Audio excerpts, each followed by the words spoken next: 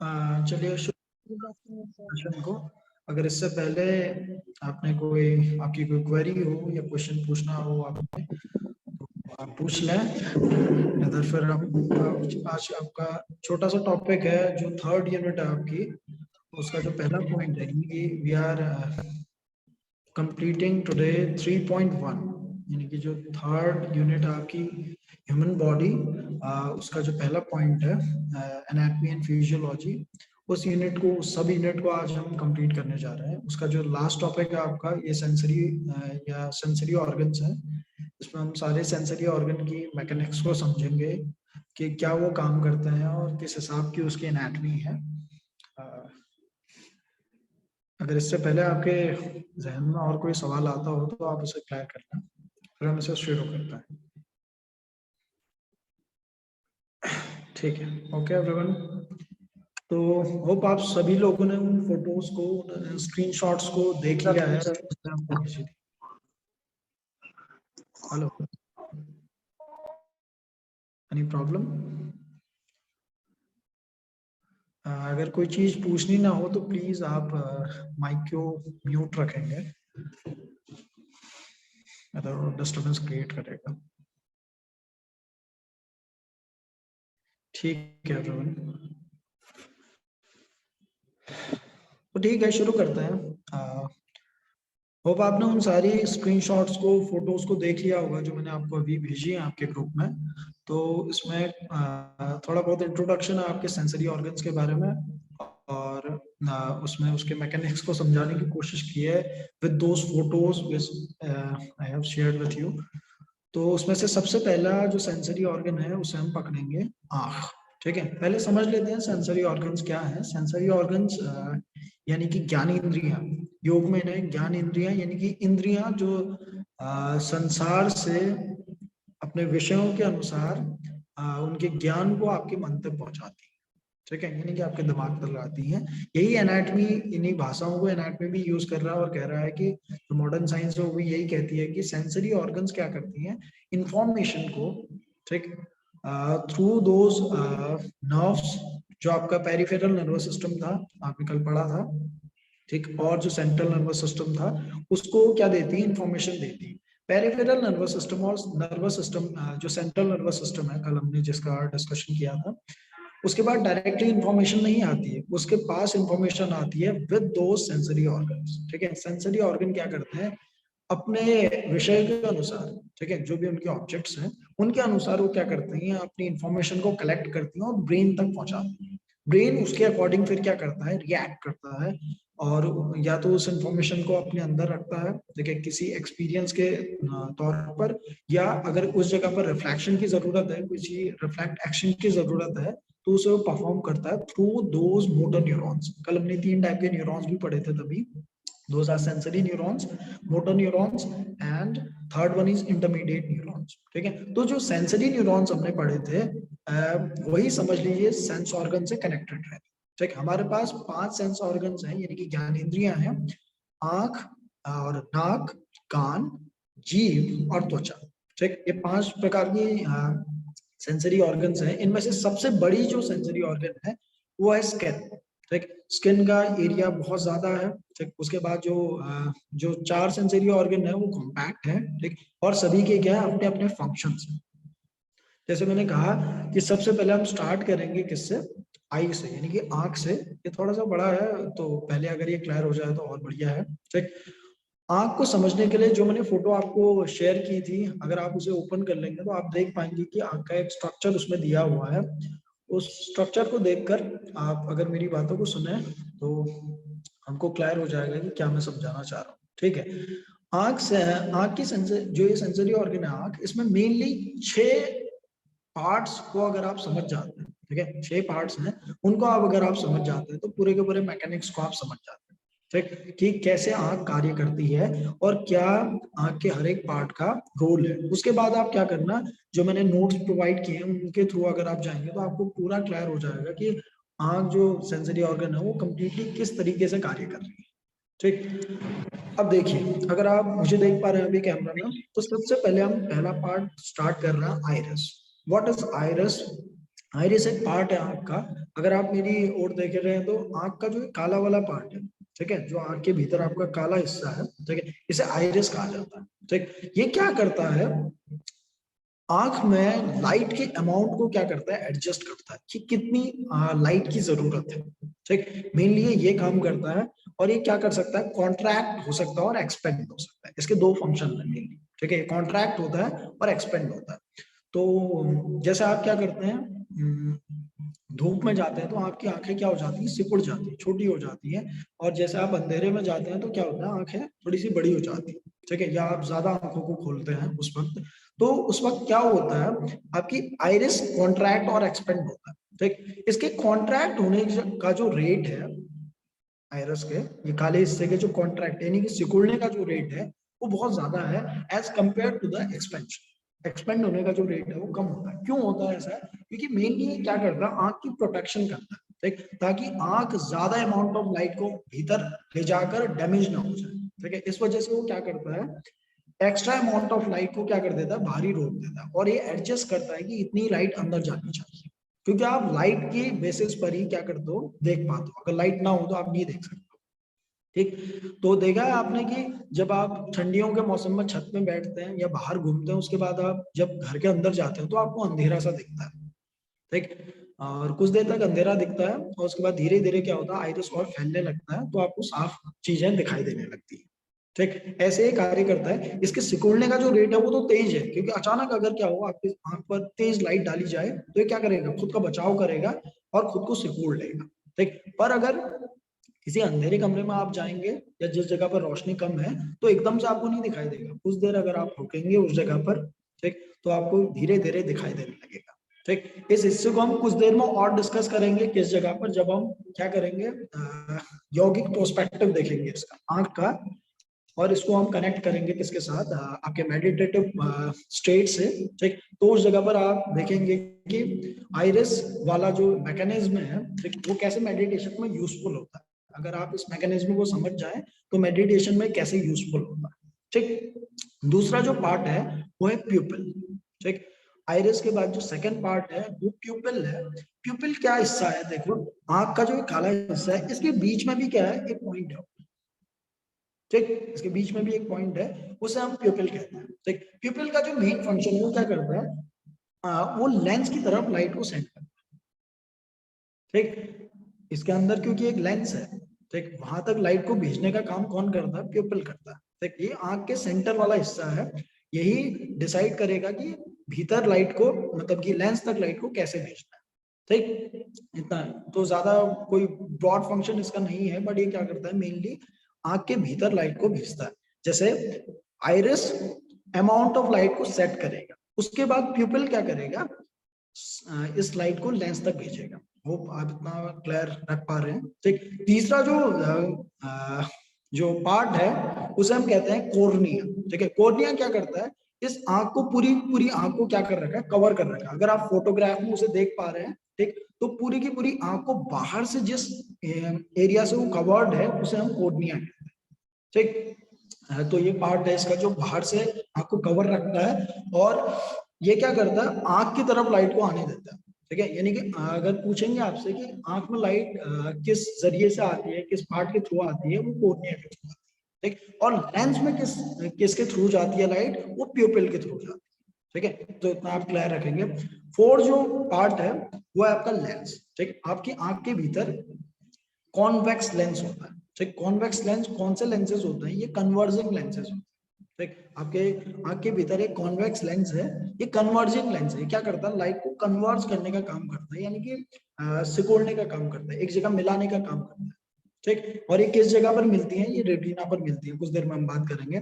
तो हमने किन किन चीजों की बात करी, आंख के भीतर जो पहला सेंसरी ऑर्गन है उसके अंदर हमने बात की है आपके आइरिस की, प्यूपिल की, कॉर्निया की, and the fourth one is lens. ठीक है, आपकी आंख के भीतर कॉन्वेक्स लेंस है जो कन्वर्जिंग लेंस है, जो लाइट को कन्वर्ज करने का कराने का काम करता है। ठीक, कन्वर्जिंग लेंसेज कैसे होते हैं, जैसे आपने मैग्नीफाइंग ग्लासेस देखे हैं, जिनसे क्या होती है, चीजें बड़ी दिखाई देती हैं। अगर रोशनी में अगर आप उन्हें रखते हैं तो क्या होता है, वो रोशनी को कंसेंट्रेट करने का काम करते हैं। तो इस टाइप के जो लेंसेज होते हैं उन्हें हम कन्वर्जिंग लेंसेज या कॉन्वेक्स लेंसेज कहते हैं। ठीक, जो लाइट, जो ऑब्जेक्ट्स को थोड़ा सा बड़ा बना के दिखाते हैं। ठीक। उसके बाद लाइट और अंदर की तरफ जाती है। अगर आप फोटोग्राफ में देख रहे हैं तो सबसे बाहर क्या है आपका आइरिस है, उसके बाद अंदर प्यूपिल है, देन उसके पीछे लेंस है। अब लाइट कहाँ जाती है, किसकी तरफ जाती है, जहां इमेज बने। ठीक। तो इमेज उसके पास कहाँ बनती है, रेटिना पर बनती है। ठीक। रेटिना ये समझ लीजिए आंख का पर्दा है। ठीक है, जिस पर्दे पर क्या बनने वाली, इमेज बनने वाली। ठीक। अब अगर आप फोटोग्राफ पर देख रहे हैं तो देखो इस जगह पर क्या है, बहुत ज्यादा नर्व्स यानी कि नसों का गुच्छा उस जगह पर बना हुआ है, और उस एरिया को फोटोग्राफ क्या कह रही है, रेटिना कह रही है। तो रियली रेटिना वही होती है, ऑप्टिकल नर्व्स की एंडिंग पर जो सरफेस होती है उसे हम रेटिना कहते हैं।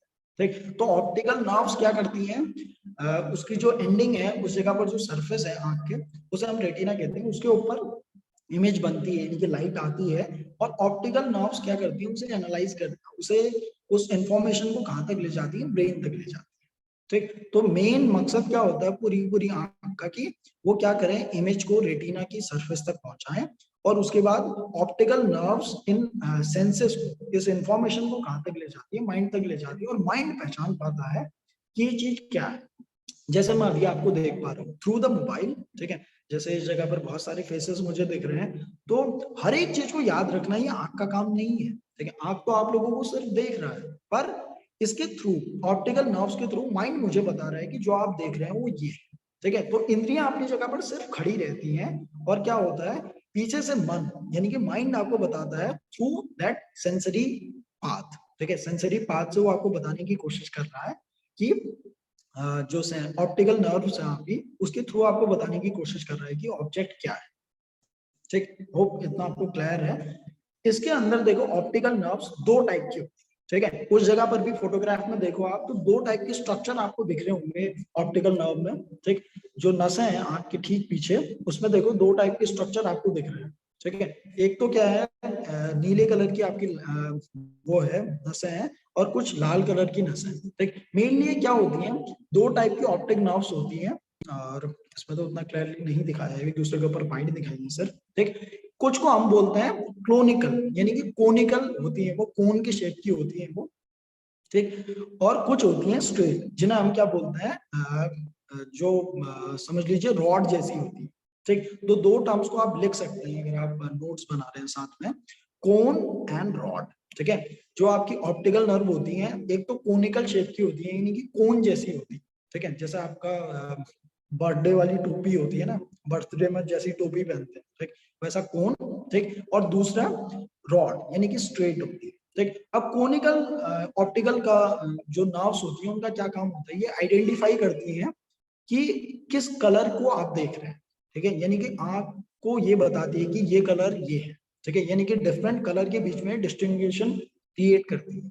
अगर किसी व्यक्ति को क्या हो जाता है, कलर ब्लाइंडनेस हो जाती है, आपने सुना होगा, तो कलर ब्लाइंडनेस में क्या होता है, उसके और जो ऑप्टिकल नर्व्स हैं, कौन सी वाली, कोनिकल वाली यानी कि कोन शेप वाली जो ऑप्टिकल नर्व्स हैं, उनमें क्या हो जाती है, कुछ ना कुछ डिफॉर्मिटीज क्रिएट हो जाती है। दैट्स व्हाई इंडिविजुअल को क्या होता है, ये कलर ब्लाइंडनेस जैसी चीजें होती है। ठीक, और जो रॉड ऑप्टिकल नर्व्स होती हैं, अगर उनमें विकृति आ जाए, उनमें कोई डिसऑर्डर आ जाए, तो क्या ऐसी दिक्कत होती है, जैसे आपने नाम सुना होगा रतौंधी का, राइट, नाइट ब्लाइंडनेस का। ठीक है, तो नाइट ब्लाइंडनेस जैसी दिक्कतें होती हैं अगर जो रॉड ऑप्टिकल नर्व्स हैं उनके अंदर विकृति आ जाती है। ठीक, तो इतना मैकेनिज्म है पूरा का पूरा आंख का। आंख के अंदर देखो धीरे से लाइट आ रही है, लाइट को सबसे पहले कौन ऑब्जर्व करता है, कौन सेट करता है अमाउंट ऑफ लाइट को, आइरिस सेट करता है। उसके बाद प्यूपिल उसे कहाँ भेजती है, किसके पास, लेंस के पास। लेंस हमारे पास है कन्वर्जिंग लेंस। ठीक है, कन्वर्जिंग लेंस क्या करता है, उसके पास उस लाइट को रेटिना पर भेजता है, और रेटिना पर इमेज बनती है। ठीक, और उस इमेज को कौन पकड़ता है, ऑप्टिकल नर्व्स पकड़ती हैं, इस इंफॉर्मेशन को धीरे से माइंड के पास ले जाती हैं, और माइंड बताता है कि क्या आप एक्ट करना है। ठीक है, यानी कि माइंड को समझ में आ जाता है कि what you are observing right now. ठीक है, अभी आंख क्या देख रही है वो माइंड को पता लग जाता है। ठीक, तो इस जगह पर आप देख सकते हैं और कैसे सेंसरी ऑर्गन काम कर रहे हैं। अगर आप उस फोटोग्राफ को देख रहे हैं तो उसमें दो, एक पॉइंट और लिखा हुआ है, फोबिया।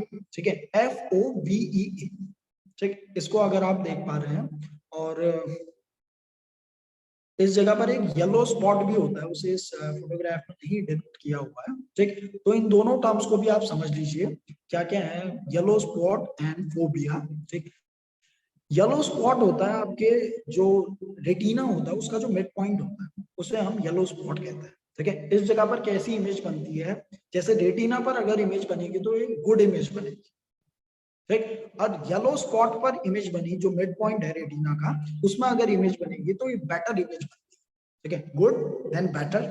ठीक, और अगर आप फोबिया पर अगर इमेज बनती है, FOVEA, फोबिया पर अगर इमेज बनती है तो बेस्ट इमेज बनती है। ठीक, समझ पा रहे हैं आप? ठीक, रेटिना है, जैसे रेटिना पूरा का पूरा पर्दा है। ठीक है, अगर इस पर इमेज बनती है तो गुड इमेज बनती है, ठीक इमेज बनेगी, आपको दिखेगा चीजें। अगर ये और पैनी दृष्टि आपने करनी है, ठीक है, और उसके ऊपर फोकस करना है, तो इमेज कहाँ बनती है उसके बाद? येलो स्पॉट पर बनती है, जो मिड पॉइंट है किसका? रेटिना का। ठीक है, उसके बाद फोबिया, ये थर्ड पॉइंट आपकी इमेज में डिनोट किया हुआ है, FOVEA। ठीक, अगर उस पॉइंट पर, ये मिड पॉइंट है किसका? Yellow spot. येलो स्पॉट के मिड पॉइंट पर अगर इमेज बनती है तो बेस्ट इमेज बनती है, बहुत शार्प इमेज बनती है। जैसे आपने देखा है कोई निशान अगर निशाना लगाता है या कोई तीर अंदाज अगर निशाना लगा रहा है तो एकदम से वो तीर को नहीं छोड़ देता, उस सेकंड रुकता है, ठीक, उस जगह पर फोकस करता है। ठीक, तो उसके बाद क्या होता है, धीरे धीरे वो और क्या कर रहा है, कन्फाइन कर रहा है इमेज को, और ज्यादा शार्प कर रहा है इमेज को। ठीक है, तो उस जगह पर इमेज कहाँ बनती है? फोबिया पर इमेज बनती है। ठीक है, और फोबिया पर बेस्ट इमेज बनती है उस जगह पर बनी हुई इमेज का निशाना क्या होता है, बहुत कम चूकता है। ठीक है, वो फाइनेस्ट आपकी क्वालिटी है आपकी। ठीक, और उसके ठीक पीछे कौन सी है? आपकी ऑप्टिकल नर्व्स। ठीक है, ऑप्टिकल नर्व जिस जगह से एक्सपेंड होना शुरू होती है, ठीक, उस पॉइंट को हम कहते हैं ब्लाइंड स्पॉट। इस जगह पर अगर क्या होता है, ये ब्लाइंड स्पॉट होता है, इस जगह पर लाइट नहीं पहुंच पाती है, दैट्स व्हाई इसे ब्लाइंड स्पॉट कहा जाता है।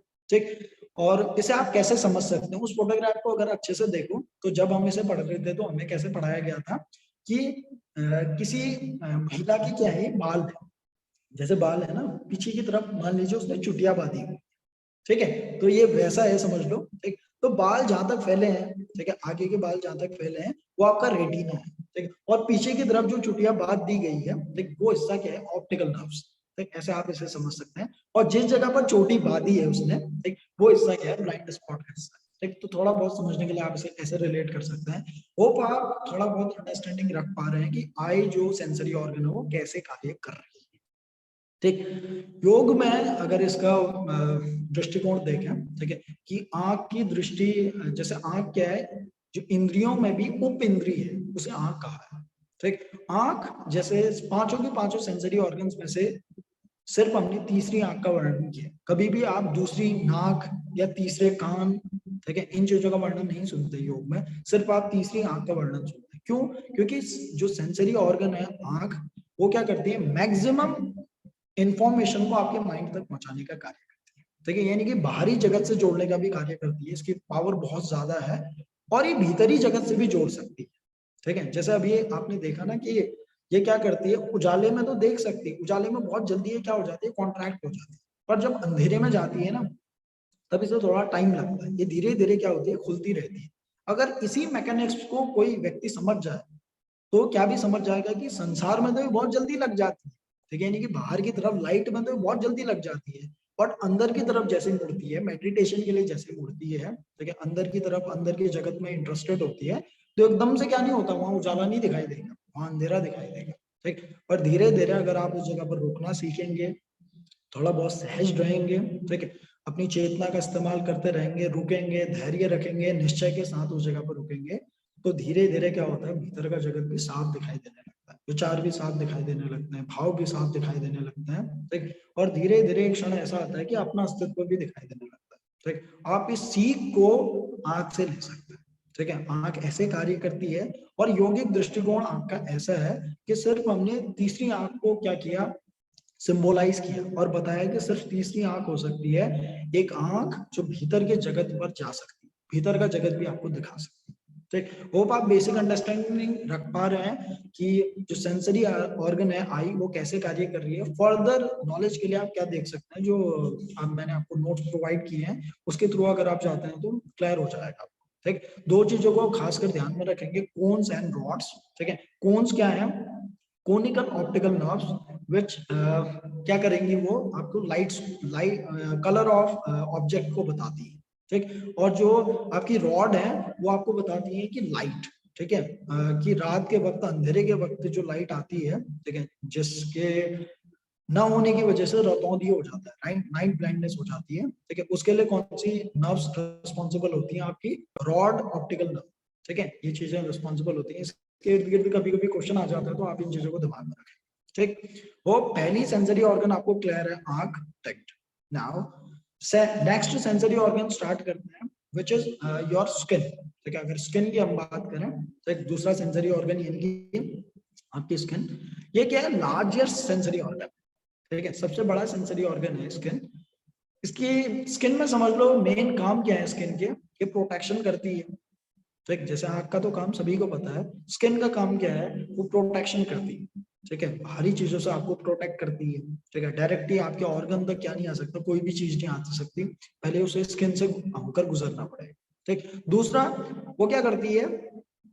एक्सक्रिएशन करती है, ठीक है। जैसे आपको पसीना आता है, तो पसीना भी क्या है? एक प्रकार का मल है, ठीक है, उसका वो त्याग करती है, ठीक है। तो एक्सक्रिएशन की प्रोसेस भी चलती है। एब्जॉर्प्शन करती है, जैसे एब्जॉर्प्शन नहीं होता तो कोई भी ऑइंटमेंट आपके ऊपर यूज नहीं हो पाता, ठीक है। आप कोई भी क्रीम लगाते हैं, ऑइंटमेंट यूज करते हैं, कोई भी आप चीज ऊपर से क्या करते हैं, जैसे मालिश करते हैं बच्चे, ठीक है, तो क्या होता है? तेल अंदर की तरफ एब्जॉर्ब हो जाता है, ठीक है। तो एब्जॉर्प्शन का काम भी क्या करती है? स्किन करती है, ठीक है। तो मेनली फंक्शन है, और ये क्या करती है?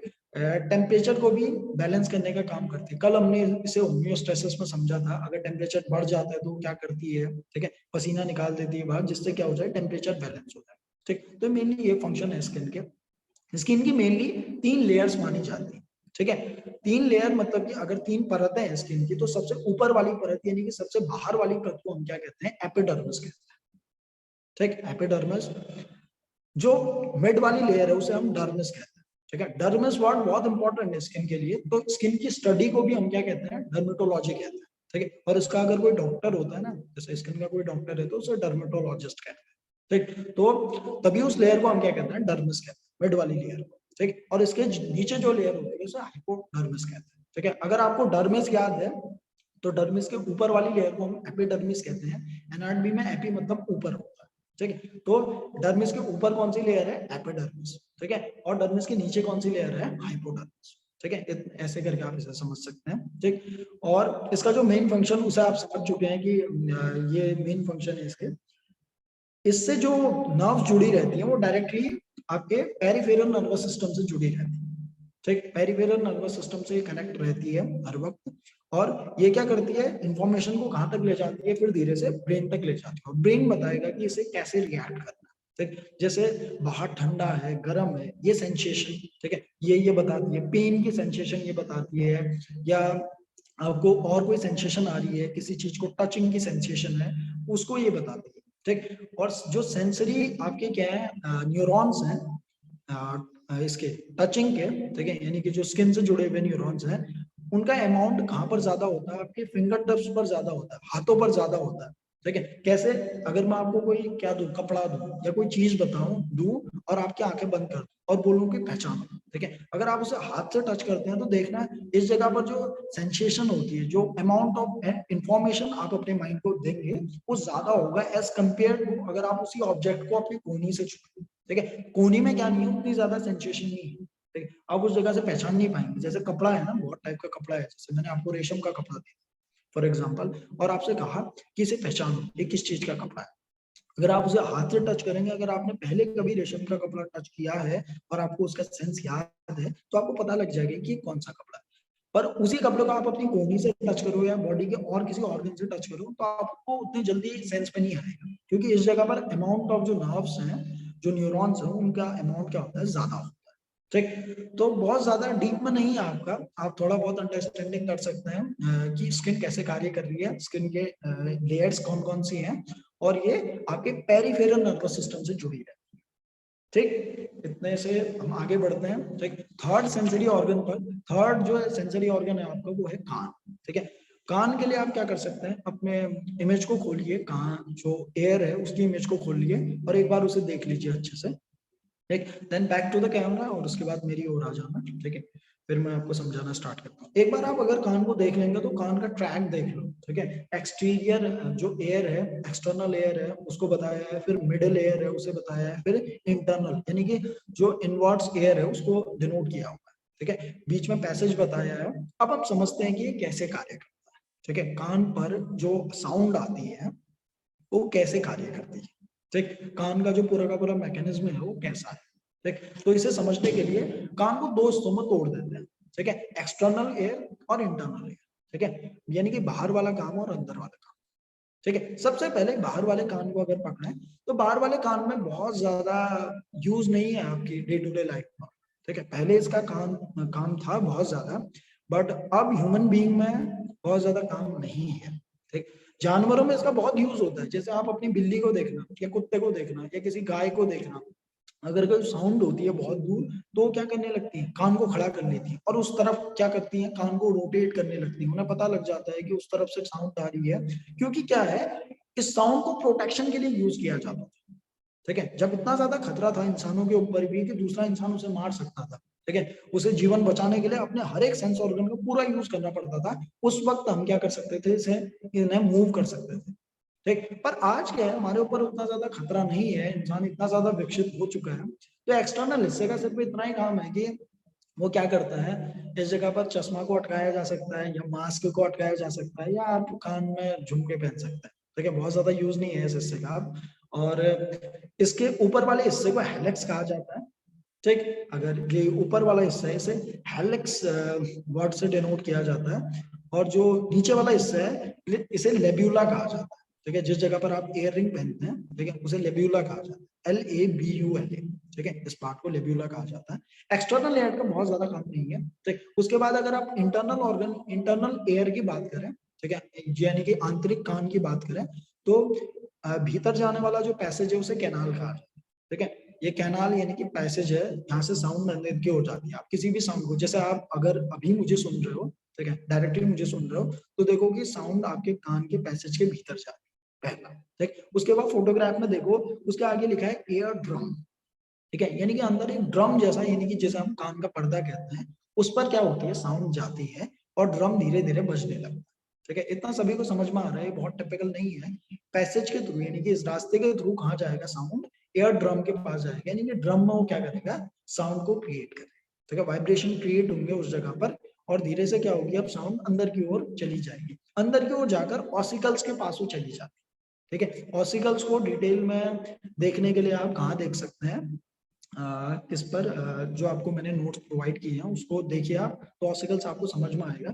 ऊपर ऊपर से ऑसिकल्स क्या है, तीन जो हड्डियां हैं, ठीक, वो क्या करती हैं, एक ड्रम की तरह कार्य करती है, एक मतलब बजाने वाले की तरह कार्य करती हैं। ठीक, वो धीरे धीरे वाइब्रेशन क्रिएट करती है, किसके ऊपर, एयर ड्रम के ऊपर, और जो बाहर से साउंड आ रही थी ना, उसका अमाउंट कई बढ़ा देती है, उसका एम्पलीट्यूड बढ़ा देती है। ठीक, तो जितना मैं बोल रहा हूँ उससे कई ज्यादा मैग्नीफाई होकर आपको सुनाई दे रहा है।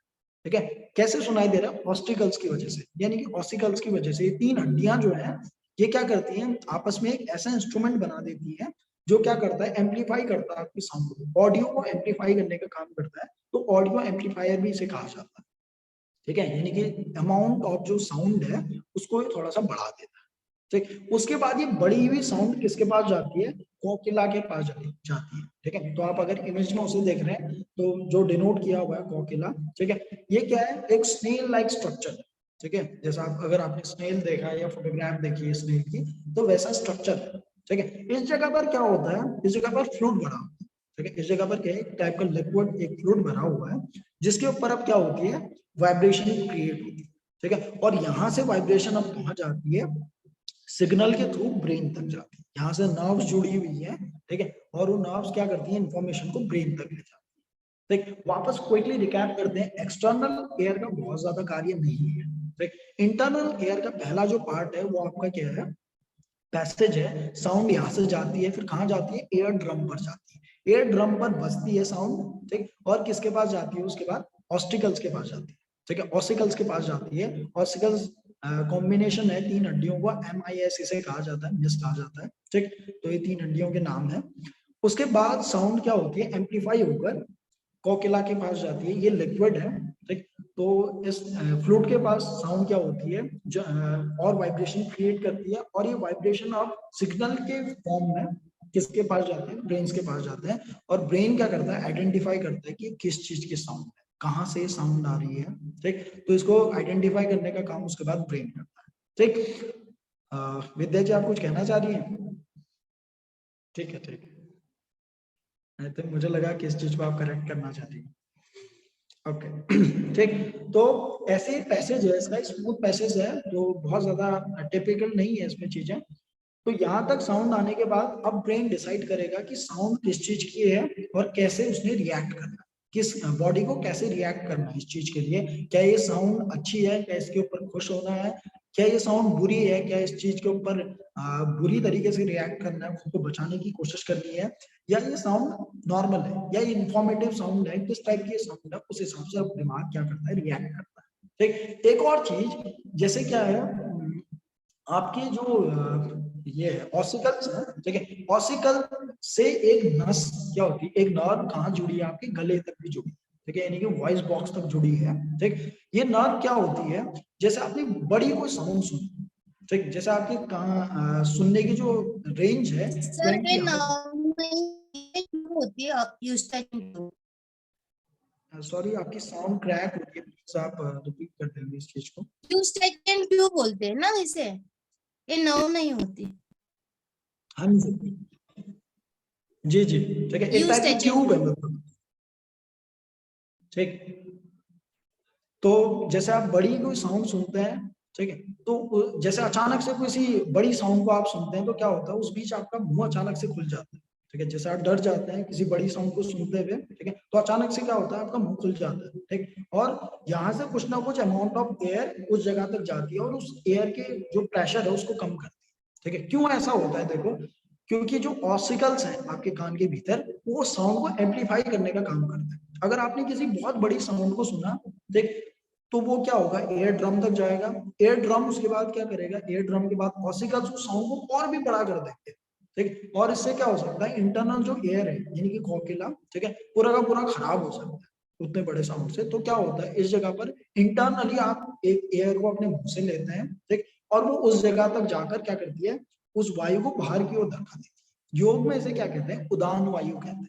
यही उदान वायु है, उदान वायु के प्रेशर को आप क्या करते हैं, ऊपर की ओर एक्सर्ट करते हैं, ठीक। तो ऐसे आप उसे कनेक्ट कर सकते हैं। तो ये एयर का मैटर है, जो फंक्शनैलिटी है, ठीक है, कान की, उसे आपने इस जगह पर समझा। तो एक्सटर्नल एयर क्लियर होगा, इंटरनल एयर में canal, then ear drum, then ossicles, उसके बाद cochlea, then signals to the brain, ठीक है। और ब्रेन एक्ट करेगा उसके बाद कि कैसे एक्ट करना है इस इंफॉर्मेशन, ठीक। होप इतना क्लियर है आपको। एंड इस जगह पर आंख हो चुका है और कान हो चुका है और स्किन हो चुका है, अब बचे हैं नाक और जीभ, ठीक है। अगर मैं नाक की बात करूं तो नाक भी बहुत छोटा सेंसरी ऑर्गन है, इसे एक्सप्लेनेशन इसका बहुत छोटा है, ठीक। बट इससे जुड़ी हुई जो इंफॉर्मेशन है वो बहुत वाइड है, ठीक। पिछले दिनों जब हम डिस्कस कर रहे थे रेस्पिरेटरी ट्रैक में नाक को, ठीक है, तो नाक के भीतर की ओर, ठीक है, म्यूकस मेम्ब्रेन है, ठीक है, म्यूकस है इस जगह पर, और उसके ऊपर अगर आप फोटोग्राफ पर देखेंगे तो आप देखिए ऊपर की ओर क्या बना हुआ है। अगर आप फोटोग्राफ ओपन करेंगे, मैं आपको अगर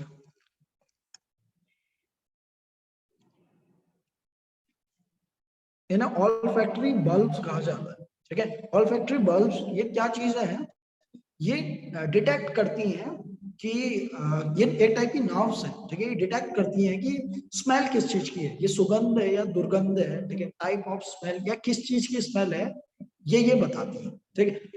ह्यूमन नोज के अंदर कहा जाता है कि 1 करोड़ से भी ज्यादा बल्ब हैं, ठीक है, 1 करोड़ से भी ज्यादा बल्ब हैं। और ये 1 करोड़ बल्ब क्या करते हैं, बताते हैं कि सेंस जो स्मेल है वो किस चीज की है। जुकाम के टाइम पे जब आपको जुकाम लग जाता है तो इन बल्ब्स के ऊपर क्या आ जाता है, म्यूकस आ जाता है, ठीक है, यानी कि कफ आ जाता है, तो ये बल्ब क्या हो जाता है उसके बाद ढक जाता है, जो ये नर्व्स हैं ढक जाती हैं समझ लो। और उसके बाद आपको तभी खुशबू नहीं आती है उस वक्त किसी चीज की, कि मैं कोई चीज खा रही हूँ या पी रहा हूँ, ठीक है, तो मुझे पता नहीं चल रहा कि ये स्मेल किस चीज की है। तो वो कहते हैं ना कि मेरा नाक बंद है या मुझे जुकाम है, ठीक है, तो उस वक्त क्या होता है, ये सेंसरी जो ऑल्फैक्टरी बल्ब है ये क्लोज हो जाते हैं, ढक जाते हैं, और इन्फॉर्मेशन क्या होता है इस जगह तक नहीं जा पाता। और ये नाव कहाँ से जुड़ी होती है, आपकी माइंड से जुड़ी होती है, ठीक। तो डायरेक्टली नोज पर क्या आती है, ये स्मेल आती है, और स्मेल को कौन डिटेक्ट करता है, ऑल्फैक्टरी नर्व्स ऑल्फैक्टरी जो बल्ब्स हैं उन वो डिटेक्ट करते हैं और उसके बाद इस इंफॉर्मेशन को कहाँ तक पहुंचाते हैं, ब्रेन तक पहुंचाते हैं। ठीक, कई कई जानवरों में ये ऑल्फैक्टरी ना बल्ब्स क्या है, उनका अमाउंट बहुत ज्यादा होता है, जैसे कुत्ता है, ठीक है, तो कुत्ते में क्या होता है, ये बहुत ज्यादा होता है, तो तभी ये क्या कर सकते हैं, हल्की सी स्मेल को भी डिटेक्ट करते हैं, ठीक है, और डिटेक्ट करने के बाद ये बता सकते हैं, मतलब मदद कर सकते हैं, जैसे हम पुलिस में इन चीजों का इस्तेमाल करते हैं, फौज में भी इन चीजों का इस्तेमाल करते हैं, डॉग्स का, ठीक, तो वो बता सकते हैं कि वो स्मेल कहाँ से आई, ठीक है, वो बहुत कम ट्रेसेस जो स्मेल के बचे होते हैं उन्हें भी वो सूंघ सकता है, ठीक, तो ना कि ये भी पॉसिबिलिटी है, तभी हम डिस्टिंग्विश कर सकते हैं। देखो कितने ज्यादा टेस्ट है आपके सामने, कितनी ज्यादा सुगंध है आपके सामने, अलग अलग फूल की अलग अलग सुगंध है, ठीक है, अलग अलग मसालों की अलग अलग सुगंध है, अलग अलग खानों की अलग अलग सुगंध है, फिर भी हम बता देते हैं कि ये इस चीज की गंध है, ये इस चीज की गंध है, ठीक, और ये सारा डिस्ट्रीब्यूशन कौन करता है, इन सबको डिफरेंशिएट कौन करता है, ये ऑल्फैक्टरी बल्ब्स करता है, ठीक है, ये बताते हैं कि ये खुशबू किस चीज की है, ठीक है, ये इन्फॉर्मेशन को कहाँ तक ले जाते हैं, ब्रेन तक ले जाते हैं, और ब्रेन ब्रेन वहां से बताता है कि ये स्मेल आपने पहले इस जगह पर सुनी है, ठीक है, तो ये अच्छी है या बुरी है, ठीक है, सुगंध है या दुर्गंध है, उसके बाद ये डिसाइड करके आपको बताता है और उस हिसाब से आप एक्ट करते हैं, ठीक, तो नोज तो बहुत छोटा सेंसरी ऑर्गन है, रेस्पिरेटरी ट्रैक में इसका थोड़ा बहुत यूज था, बट इस जगह पर सिर्फ ऑल्फैक्टरी जो बल्ब्स हैं उनको ही रिटेन करने का काम करता है, ठीक, जो लास्ट आपका अब सेंसरी ऑर्गन है वो है आपकी टंग यानी कि जीभ, ठीक है, जीभ का स्ट्रक्चर अगर आप देखेंगे तो जीभ के स्ट्रक्चर में भी जीभ के पार्ट्स को अलग अलग तरीके से डिस्ट्रीब्यूट किया है, ठीक, बताया है कि आगे वाला हिस्सा, पीछे वाला हिस्सा और साइड के जो हिस्से हैं, ठीक है, साइड में जो आगे हिस्सा है या पीछे हिस्सा है वो तो कौन से टेस्ट बर्ड्स को रिटेन करता है, ठीक, तो मेनली क्या है, जीभ में टेस्ट बर्ड्स हैं और वो क्या करते हैं, टेस्ट को डिसाइड करवाते हैं, ठीक है, टेस्ट को बताते हैं ये टेस्ट इस चीज का है, ठीक, पर देखिए सिर्फ आपकी जीभ का ही इस जगह पर रोल नहीं होता कि वो आपको टेस्ट बताए, नाक भी हल्के फुल्के टेस्ट को बताता है, ठीक है, जैसे क्या होता है अगर आप नाक को बंद कर दें, ठीक है, उसके बाद आप किसी चीज को पिए खाएं, जैसे कोई बुरी चीज होती है ना, तो इस जगह पर हम कहते हैं कि अगर आपको ये बुरा लगता है तो आप नाक बंद करके इस चीज को यूज कर लीजिए, इस चीज को पी लीजिए, ठीक है, क्यों, क्योंकि उसका थोड़ा बहुत क्या होता है, टेस्ट कम हो जाता है, क्योंकि कुछ ना कुछ स्मेल भी क्या होती है, टेस्ट को इनहेंस करने का काम करती है, ठीक है, टेस्ट को बढ़ा देने का काम करती है, तो नाक का ये भी काम है, ठीक, जीभ में इसे एक्सप्लेन कर रहा हूँ क्योंकि इस जगह पर टेस्ट की बात हो रही है, तो हमारे पास बहुत ज्यादा टेस्ट बर्ड्स हैं, ठीक, और टेस्ट बर्ड्स के अकॉर्डिंग ही क्या होता है, हम बता पाते हैं कि टेस्ट खट्टा है, मीठा है, कड़वा है, ठीक है, या कैसा टेस्ट है, ठीक, तो अगर मैं बात करूं टेस्ट बर्ड के साइज की, ठीक है, तो अंदर की ओर यानी कि अगर आप फोटोग्राफ में देख रहे हैं तो आगे की ओर मीठा है और पीछे की ओर कड़वा है, ठीक है, यानी कि स्वीट एंड बिटर लिखा हुआ है, तो स्वीट से बिटर की तरफ क्या होता है, टेस्ट बर्ड्स का साइज बड़ा होता है, ठीक है, यानी कि जो टेस्ट बर्ड है आगे की ओर वो बहुत छोटे हैं, ठीक, और पीछे की ओर टेस्ट बर्ड का साइज धीरे धीरे बड़ा होता है, ठीक, तो ऐसा आप इसे याद कर सकते हैं, तो जैसे जैसे इसमें एक्सप्लेन किया हुआ है कि सामने का हिस्सा क्या बताता है आपको, कि मीठे स्वाद का अनुभव आपको करवाता है, ठीक है, और लास्ट का जो टेस्ट है, ठीक है, वो आपको बिटर यानी कि कड़वे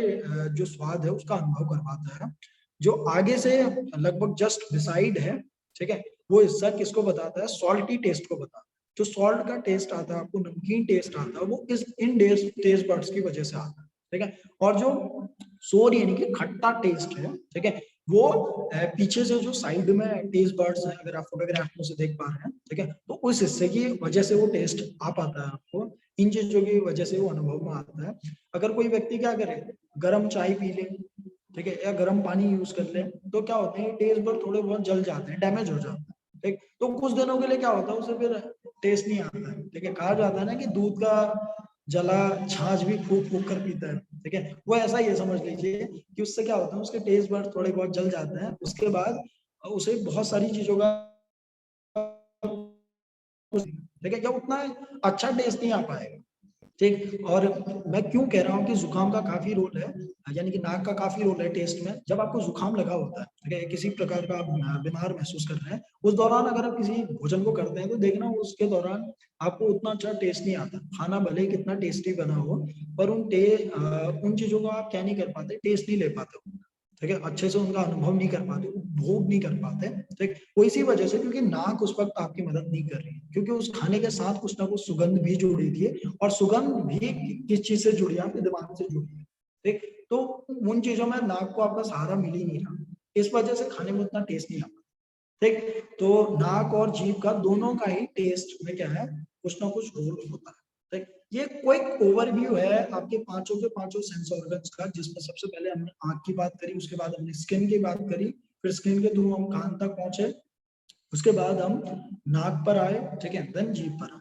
ठीक है, पांचों सेंसरी ऑर्गन्स को मैंने ऊपर से सुपरफिशियली आपको समझाने की कोशिश की, इन डेप्थ के लिए मैंने आपको कुछ नोट्स प्रोवाइड किए हैं, आप उनके थ्रू जाएंगे तो आपको काफी और इन्फॉर्मेशन कलेक्ट करने को मिलेगी, ठीक, उसके साथ आप नोट्स को बनाइए, इन फोटोग्राफ को भी प्रिंट आउट निकाल के आप अपने पास रख सकते हैं, ठीक, फ्यूचर के लिए भी आपके काम आएंगे, और एग्जाम में भी इनके रिलेटेड कुछ ना कुछ क्वेश्चंस आ जाते हैं, ठीक है, कि जैसे कान के रिलेटेड आ गया या नाक के रिलेटेड आ गया, ठीक, तो किस जगह से नर्व्स जुड़ी होती है, ठीक है, कान में किस जगह से नर्व्स जुड़ी होती है, नाक में, ठीक है, उन एरियाज का आपको नाम पता होना चाहिए, तो ऐसे करके क्वेश्चन आ जाते हैं, ठीक, तो इस जगह पर ये ओवरव्यू पूरा होता है, अगर हम यौगिक दृष्टिकोण से देखें कि इसको आंख को, तो आंख को मैं आपको एक्सप्लेन कर चुका हूँ ये कैसे है, और पहले भी मैं बता चुका हूँ कि आंख, नाक और कान आपके क्या आपस में इंटरकनेक्टेड होते हैं थ्रू दैट स्पेस एयर, ठीक है, जो इस जगह पर क्या है आपकी कैविटी है, ठीक है, जिस जगह पर आपके क्या है त्रिनेत्र है, ठीक है, इस पॉइंट से जुड़े होते हैं, इसी वजह से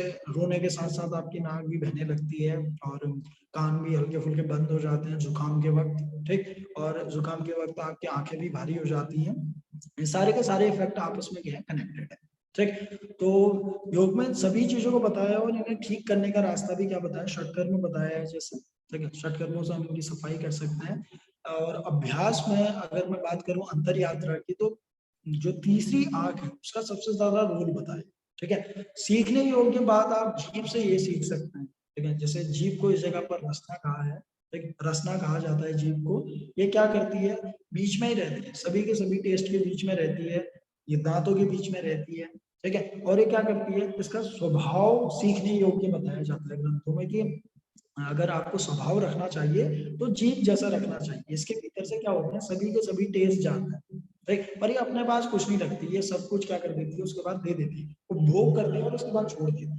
ठीक, और ये इतनी ज्यादा डेंजर के बीच में, यानी कि 32 राक्षसों के बीच में ये रहती है कहते हैं, ठीक है, तो 32 दांत इसे किसी भी वक्त काट सकते हैं, फिर भी ये क्या होता है, इसका बहुत सौम्य स्वभाव होता है, और देखते हैं आपकी जन्म के साथ आपको दांत नहीं मिलते, ठीक है, दांत आपके जन्म के बाद पैदा होते हैं, ठीक है, और आपके मरने से पहले पहले वो टूट जाते हैं, ठीक है, तो बुढ़ापे में क्या होता है, दांत टूट जाते हैं, पर जीभ क्या होती है, पहले से ही रहती है आपके पास, और अंतिम दिन तक आपके साथ रहती है, ठीक है, जो सौम्य व्यक्ति होता है जिसका स्वभाव ऐसा होता है, वो क्या करता है, खुद को ऐसा शो नहीं करता, बट उसका जो अस्तित्व होता है वो अंत तक टिका रहता है, ठीक है, ऐसे करके आप इसे रिलेट कर सकते हैं, जब हमने इसे पढ़ा था तो हमें ऐसे पढ़ाया गया था, वो आपने कुछ ना कुछ इन चीजों से सीखा ही हो, अगर अभी भी किसी के अंदर कोई कंफ्यूजन है या क्वेश्चन है तो प्लीज आप रिपीट कर सकते हैं,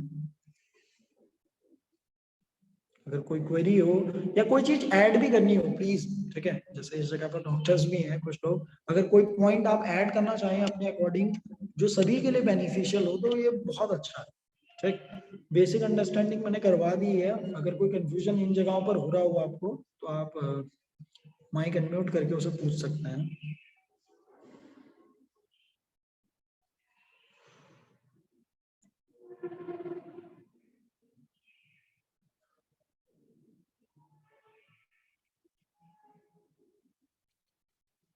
चलिए ठीक है, होप आपको चीजें क्लियर हैं, फिर भी अगर आप नोट्स के थ्रू जाते हैं, रिकॉर्डिंग के थ्रू जाते हैं, तो आप क्या कीजिएगा, अगर कोई क्वेश्चन अराइज होता है तो आप मुझे डायरेक्ट व्हाट्सएप पर पूछ सकते हैं, नेक्स्ट वीक उसे क्या करेंगे, डिस्कस कर लेंगे, ठीक, अगर मैं नेक्स्ट वीक आपको बताऊंगा कि आपका कौन सा यूनिट अब शुरू होगा, ठीक, पर शायद आपका टीचिंग वाला यूनिट शुरू होगा, ठीक है, अगर आप प्रैक्टिकल पार्ट पर जाते हैं तो टीचिंग वाला जो पार्ट है वो हम स्टार्ट करेंगे, बहुत इंटरेस्टिंग पार्ट है, उसमें हम टीचिंग से रिलेटेड सारी की सारी टेक्निक्स को समझेंगे, और किस टाइप की क्लास को कैसे लेना चाहिए, अगर बड़े ग्रुप की क्लास को आप ले रहे हैं, छोटे ग्रुप की क्लास को आप इंस्ट्रक्ट कर रहे हैं, तो कैसे उनको इंस्ट्रक्ट किया जाता है, क्या उस जगह पर बेसिक चीजों को हमें ध्यान में रखना चाहिए, इन सारी चीजों को हम उस जगह पर समझेंगे, ठीक, तो चलिए अभी के लिए इतना काफी है, और नेक्स्ट वीक मिलते हैं आप लोगों से। ठीक, तब तक के लिए नमस्कार everyone. Thank you sir. Thank you very much, sir. Thank you, sir. नमस्कार, धन्यवाद सर।